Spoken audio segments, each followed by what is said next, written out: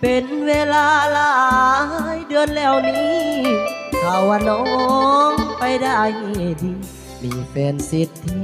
อยู่ที่เวียงทองน้องคงสุขใจ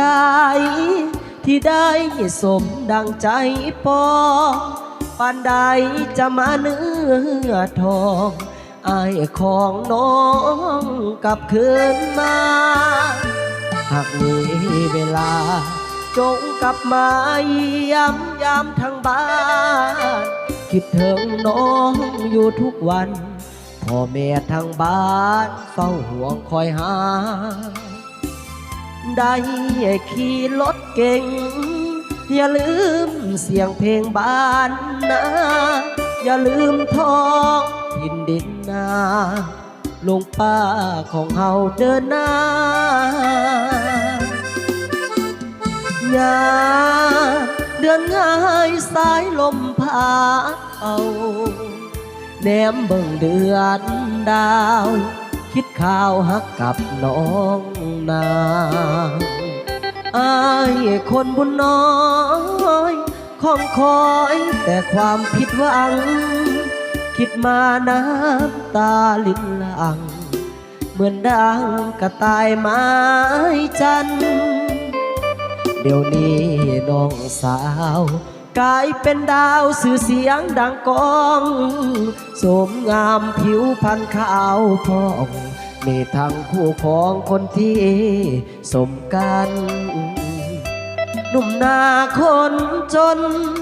หน้ามนน้องจงสุขสันต์ได้ดีมีสุขสำราญตาหวานอย่าลืมบ้านนะ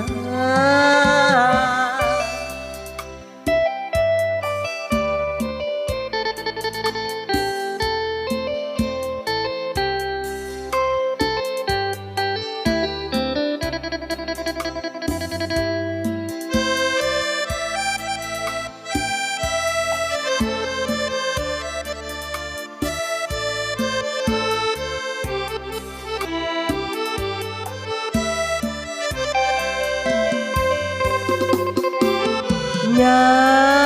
มเดือนหายสายลมพาเป่าแนมเบิ่งเดือนดาวคิดข่าวฮักกับน้องนาง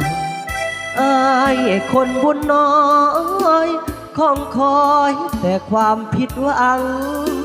คิดมาน้ำตาลิ้นหลังเหมือนดังกระต่ายไม้จันเดี๋ยวนี้น้องสาว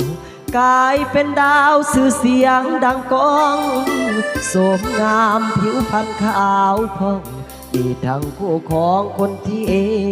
สมกันหนุ่มหน้าคนจนหน้ามนน้องจงสุขสันต์ได้ดีมีสุขสำราญตาหวานอย่าลืมบ้านเนื้อนา